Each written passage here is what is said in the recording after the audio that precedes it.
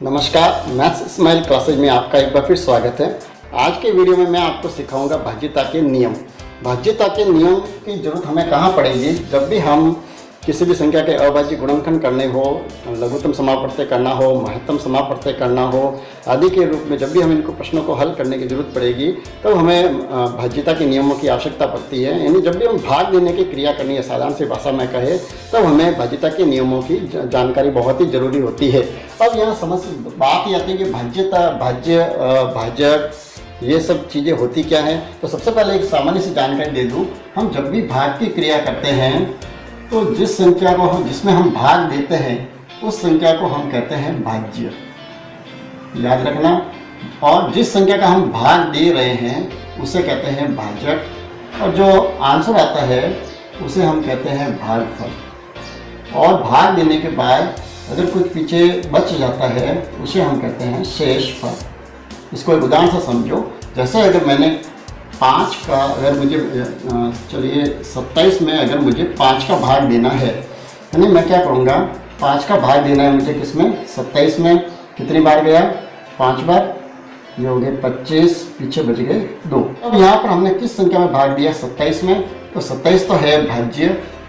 उसके बाद में 5, जिस संख्या का हमने भाग दिया है वह है भाजक, जो आंसर आए हैं वो है भागफल, और जो बचे हैं अंत में वो है हमारा शेषफल। हमें भाज्यता के नियमों की जानकारी हो तो हम किसी भी संख्या में बिना भाग दिए पहले ये पहचान कर सकते हैं कि इस संख्या में 2 का भाग या 3 का भाग या 5 का या 7 का या किसी भी जो संख्या है उनका भाग पूरा जाता है या नहीं जाता है, तो हमारे समय की बचत होती है।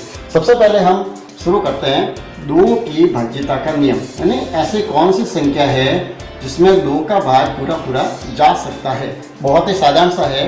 यानी ऐसी संख्या जिसके इकाई का अंक क्या क्या हो, अगर 0, 2, 4, 6 या 8 हो तो उनमें 2 का भाग हमेशा पूरा जाएगा।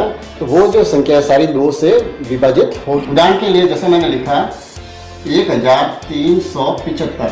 अब हमें ये पता लगाना क्या इसमें 2 का भाग पूरा जाता है, तो हम इसका इकाई का अंक देखेंगे। इकाई का अंक कितना है, 5। क्योंकि 5 इसमें नहीं है तो ये संख्या 2 से पूरी बार विभाजित नहीं होगी। बहुत ही आसान है।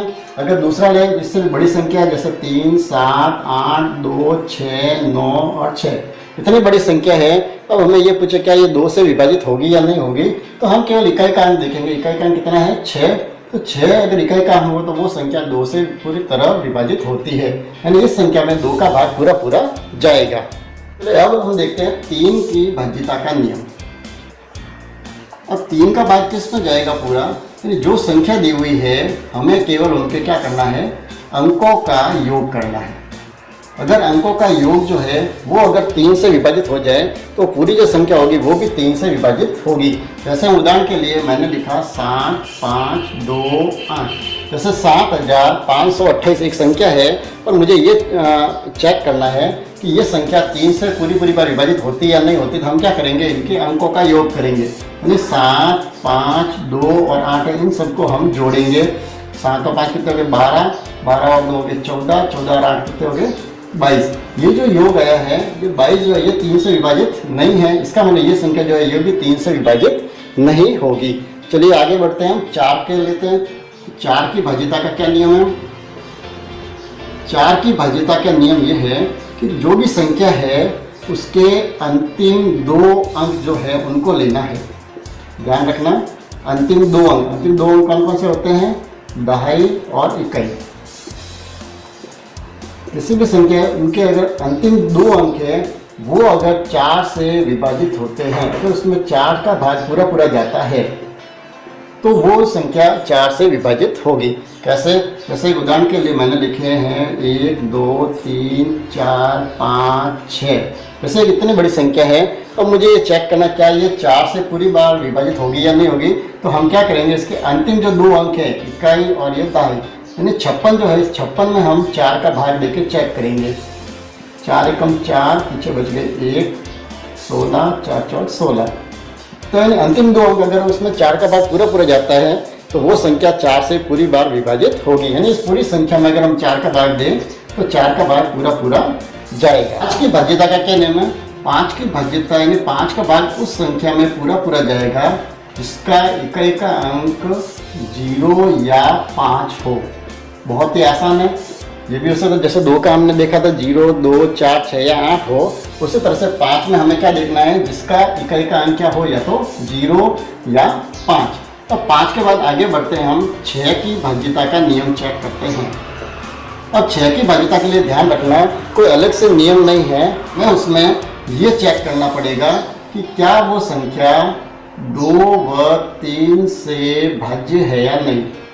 हमें दोनों नियमों की जांच करनी है। 2 का नियम क्या है, अभी हमने देखा था, इसका इकाई का अंक क्या होना चाहिए, 0, 2, 4, 6 या 8। एक तो ये नियम उसमें लगना चाहिए, और दूसरा जो है 3 के भाज्यता के लिए क्या होना चाहिए, उसमें अंकों का योग जो है उसमें 3 का भाग पूरा पूरा जाना चाहिए। अगर ये दोनों ही शर्तें उसमें पूरी होती हैं, इसका मतलब वो संख्या 6 से विभाजित होगी। जैसे हम एक संख्या ले रहे हैं 47,280, जैसे मैंने एक संख्या लिखी है। अब इसको हम चेक करते हैं। सबसे पहले हम ये देखेंगे क्या ये 2 से विभाजित है या नहीं। तो 2 के लिए हमें क्या करना पड़ेगा, इसका इकाई का अंक देखना पड़ेगा। तो इकाई का अंक कितना है, 0। इसका मतलब ये 2 से पूरी तरह से विभाजित है। अब हम चेक करेंगे 3 से विभाजित है या नहीं, तो इसको जोड़ना पड़ेगा, 4 + 7 + 2 + 8 + 0। तो जोड़ो, 7 और 4 कितने, 11, 11 और 2 13, 13 और 8 हो गए 21। यानी 21 जो है वो 3 से विभाजित होते हैं। मतलब ये जो संख्या है वो 6 से भी पूरी तरह से विभाजित होगी। 7 की भाज्यता का पता लगाते हैं कि क्या ये संख्या जो दी हुई है संख्या वो 7 से विभाजित है या नहीं। अब इसके लिए आपको थोड़ी मशक्कत करनी पड़ेगी। जब भी 7 का हमें भाज्यता चेक करनी है तो हमें क्या करना पड़ेगा, ये जो संख्या, कोई भी संख्या लिखी हुई है उसमें हमें क्या करना है, जो अंतिम जो अंक है उस अंक को हमें हटाना है, और उसका दुगुना करके जो पीछे जो संख्या बचती है उसमें से हमें माइनस करना है। ध्यान रखना, बहुत ही थोड़ी सी लंबी प्रक्रिया है। यानी इसको क्या करेंगे, जैसे 16,807 है, उसका अंतिम अंक कितना है, 7। तो 7 को तो हम यहाँ से हटा देंगे, यानी संख्या क्या बची, 1680। अब इसमें से हमें क्या करना है, माइनस करना है। जो हमने संख्या हटाई है उसका दुगुना हमें घटाना है। यानी 7 को 2 से गुना कर दिया, कितने आए, 14। तो हम 14 को इसमें से करेंगे माइनस। 0 यानी 10, 10 में से 4 गए 6, यहाँ हो गए 7, 7 में से 1 गए 6, 1666। अब हम क्या करेंगे, इसी प्रक्रिया को आगे और दोहराएंगे, क्योंकि बड़ी संख्या है, हम पता नहीं लगा सकते। तो वापस वही हम क्या करेंगे, अंतिम अंक जो है उसको हम यहाँ से हटा देते हैं। तो पीछे क्या बचेंगे, 166, और 6 का दुगुना हम वापस घटाएंगे, 6 दूनी 12। तो 12 हम इसमें से कर देते हैं माइनस, क्या बचे, 4, 5 और ये 1। अभी भी संख्या इतनी बड़ी है कि हम पता नहीं लगा सकते सीधा कि इसमें 7 का भाग जाता है या नहीं जाता है। पुनः हम वही करेंगे, क्या करेंगे, अंतिम अंक को हटा देंगे यहाँ से। पीछे क्या बचे, 15, और इसका दुगुना, 4 का दुगुना कितना होता है, 8। तो हम 8 को इसमें से माइनस कर देंगे। 8 को माइनस किया, कितने बचे, 7। यानी अंतिम जो संख्या जो आ रही है वो कितनी आ रही है, 7। तो हमें ये याद रखना है, अगर अंतिम संख्या जो है अगर 7 या 0, 7 जरूरी नहीं है, 7 भी हो सकता है, या 7 का गुणज भी हो सकता है। गुणज से तात्पर्य वे संख्या जो 7 के पहाड़े में आती है, 7 है, 14 है, 21 है, 28 है, ये कोई भी संख्या अगर बचे या 0 बचे तो वो जो संख्या है वो 7 से विभाजित होगी। यानी कहने का तात्पर्य ये है कि किसी भी संख्या में हमें अगर 7 की भाज्यता का चेक करना है तो हमें अंतिम जो अंक है उसको हटाना है, और उसका दुगुना जो है उसमें से शेष जो बची संख्या उसमें से हमें माइनस करते जाना है। और इस तरह से करते करते हम 7 की भाज्यता का नियम चेक कर सकते हैं। तो 8 की भाज्यता का नियम देखते हैं। तो 8 की भाज्यता यानी 8 से वे संख्या भाज्य होगी जिसमें हमें क्या करना पड़ेगा, जो अंतिम जो है वो 3 जो अंक है, अंतिम 3 अंक, अंतिम 3 अंक कौन कौन से होते हैं, इकाई, दहाई और सैकड़ा। यानी किसी भी संख्या के अंतिम 3 अंकों में अगर 8 का भाग पूरा पूरा जाता है तो वो संख्या 8 से विभाजित होगी। यानी याद रखना, हमने 4 के लिए भी इसी तरह से नियम देखा था। 4 में क्या थे, अंतिम 2 अंक थे, और 8 के लिए क्या है, अंतिम 3 अंक। जैसे उदाहरण के लिए जैसे 27, 3, 8, 9 और 6, ये कहने 2,73,896 इतनी बड़ी संख्या है। और हमें ये चेक करना क्या ये 8 से विभाजित है, तो हम क्या करेंगे, अंतिम जो 3 अंक है यानी 896, इसको हम चेक करेंगे कि ये 8 से विभाजित है या नहीं। इसमें हम 8 का भाग लेके देखेंगे, 8 का भाग दिया, 8 एकम 8, पीछे बचा 0, अगली संख्या ली 9, वही 8 एकम 8, पीछे बचा 1, अगली संख्या ली हमने 6, 8 दूनी 16। यानी ये संख्या पूरी 8 से विभाजित हो रही है। इसका मतलब ये जो पूरी जो संख्या है ये भी 8 से पूरी बार विभाजित होगी। अब है 9 की भाज्यता का नियम।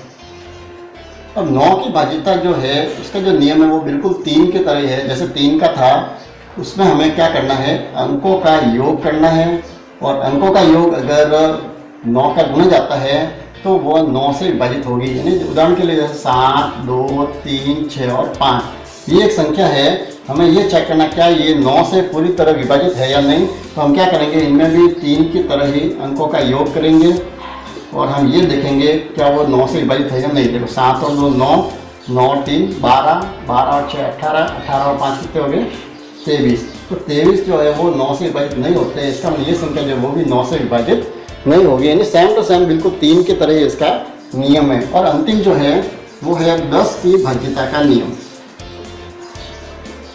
अब 10 की भाज्यता का नियम क्या है, यानी जिस संख्या का इकाई का अंक कितना होना चाहिए 0। अगर इकाई का अंक 0 हो तो वो संख्या 10 से पूरी बार विभाजित होगी। तो भाज्यता के नियमों के बाद हम अभाज्य गुणनखंड करना सीख रहे हैं ताकि इनका अच्छी तरह से उपयोग करना भी हम जान सके। अभाज्य गुणनखंड करने के लिए हमें सबसे पहले ये ध्यान होना चाहिए कि अभाज्य गुणनखंड जो है वो अभाज्य संख्याओं के द्वारा ही होते हैं। यानी अभाज्य संख्या से ही हम उन संख्याओं में भाग देके प्राप्त करेंगे।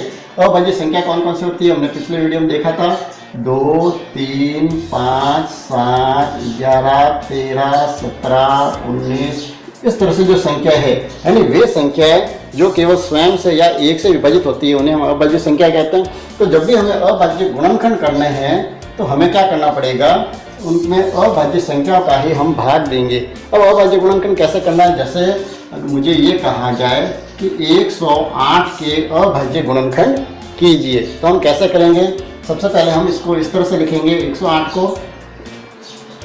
अब हम क्या करेंगे, इस संख्या में हम सबसे पहले 2 से भाज्यता का देखेंगे, क्या 2 से भाज्य संख्या है, क्योंकि इकाई का अंक कितना 8 है, मतलब 2 से इसमें भाग पूरा जा सकते हैं।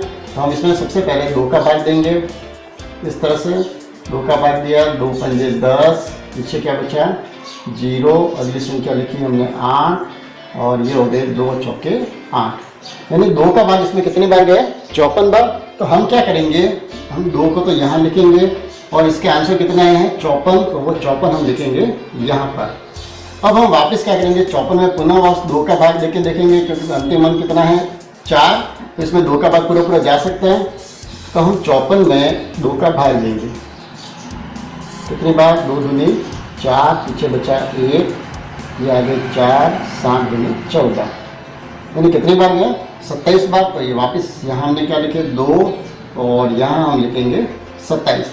अब आगे देखिए, अब 27 जो है वो 2 से विभाजित नहीं है। क्यों नहीं है, क्योंकि इसके इकाई का अंक कितना है 7। तो अब हम चेक करेंगे क्या ये 3 से विभाजित हो सकता है क्या। इनको अंकों का योग करो, 3 7 और 2 कितने हो गए 9, यानी 3 से विभाजित है। वैसे भी ये 3 के पहाड़े में आ रहे हैं, कितनी बार आ रहे हैं 9 बार। और 9 को वापस किससे करेंगे 3 से विभाजित किया, 3 का बार कितनी बार लगेगा इसमें 3 बार। वापस 3 का 3 में हमने किया कितनी बार 1 बार। यानी 108 जो है इसके अभाज्य गुणनखंड कितने आए, इसके जो है अभाज्य गुणनखंड है वो कौन कौन से होंगे, जो हमारे आंसर है यहाँ से देखिए 2 2, यानी 2 गुणा 2 गुणा 3 गुणा 3 गुणा 3, ये जो है ये है इसके अभाज्य गुणनखंड। अब हम क्या करना है, इनको गुणा करके पुनः चेक करेंगे। अगर ये सही होगा तो हमारा आंसर वापस ये आना चाहिए। देखिए पहले 2 का 2 से गुणा किया 4, 4 का 3 से गुणा किया 4 तिया 12, 12 का 3 बार गुणा किया 12 तिया 36, 36 को 3 से गुणा करते हैं, ये 36, इसका 3 से गुणा किया कितने हो गए 6 तिया 18, 80 1, 3 तिया 9 और 1 10, कितने आ रहे हैं 108। यानी पुनः वही संख्या आ रही है, मतलब हमने जो किया है और बाकी गुण जो वो बिल्कुल सही किए हैं। तो इस तरह आप भी बहुत सारे प्रश्नों को हल कर सकते हैं। इसी तरह से यहाँ मैं आपको कुछ प्रश्न दे रहा हूँ अभ्यास के लिए, उन प्रश्नों को आप हल करें। फिर भी कोई समस्या आए तो आप मुझे मैसेज करके या इसमें कमेंट्स लिख के आप मुझसे पूछ सकते हैं और उसका आपको मैं समाधान करूँगा। तो प्रश्न जो है वो आप ये नोट कर लीजिए। एक तो आपको जो करना है वो करना है 30, दूसरा 50, तीसरा जो है 144, चौथा प्रश्न 256, पांचवा प्रश्न 300 और छठा प्रश्न थोड़ा बड़ा दे देता हूँ आपको, ज़्यादा बड़ा नहीं है लेकिन फिर भी इसमें आपको थोड़ी मशक्कत करनी पड़ेगी, 343। तो ये कुछ छोटे छोटे प्रश्न है, इन प्रश्नों का आप आसानी से हल कीजिए और फिर जो भी समस्या है तो आप मुझसे ज़रूर पूछें। धन्यवाद।